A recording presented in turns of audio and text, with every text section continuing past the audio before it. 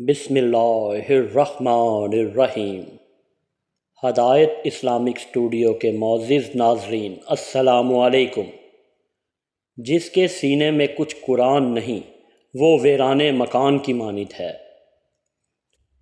کبھی کبھی شکایت کرنے سے بہتر ہے انسان خاموش رہے، کیونکہ جب فرق نہیں پڑتا تو شکایت کیسی۔ دنیا کا غم دل میں تاریکی لاتا ہے اور آخرت کی فکر دل میں نور پیدا کرتی ہے۔ خاموشی اختیار کر لینا دب جانے کی علامت نہیں، ترجیحات کا فرق ہے۔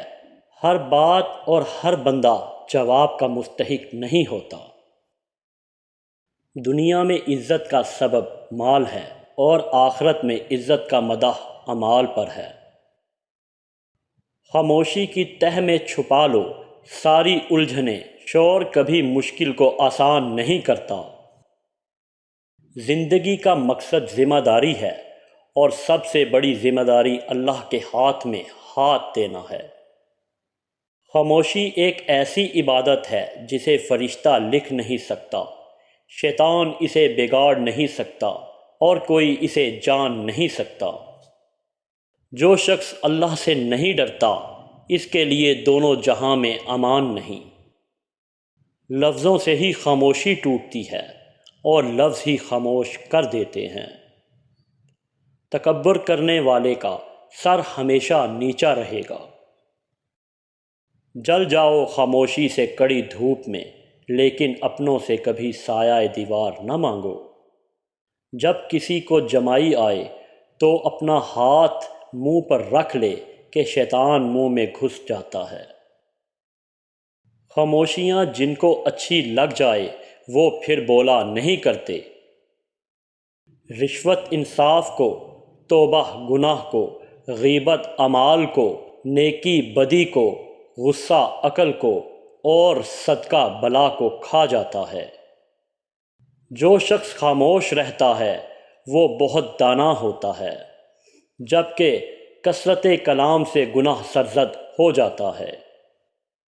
اگر تم نے اللہ اور اس کے رسول کی اطاعت سے منہ پھیرا تو تمہارا ٹھکانہ جہنم ہے۔ برے سلوک کا بہترین جواب اچھا سلوک، اور جہالت کا بہترین جواب خاموشی ہے۔ ذکر الہی کے لیے لمبی عمر پانا خوش قسمتی ہے۔ اعتبار توڑنے والے کی یہی سزا کافی ہے کہ اسے زندگی بھر کے لیے خاموشی تحفہ میں دے دی جائے۔ ہر علم کے ساتھ عمل چاہیے کہ بے عمل عالم بے جان جسم کی مانند ہے۔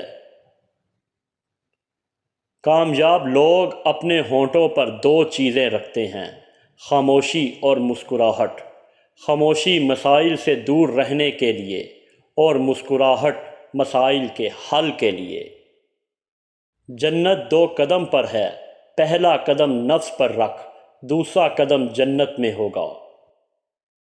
کسی اپنے کے دیے درد کا جواب صرف خاموشی ہوتی ہے۔ جہالت جیسی کوئی غربت نہیں۔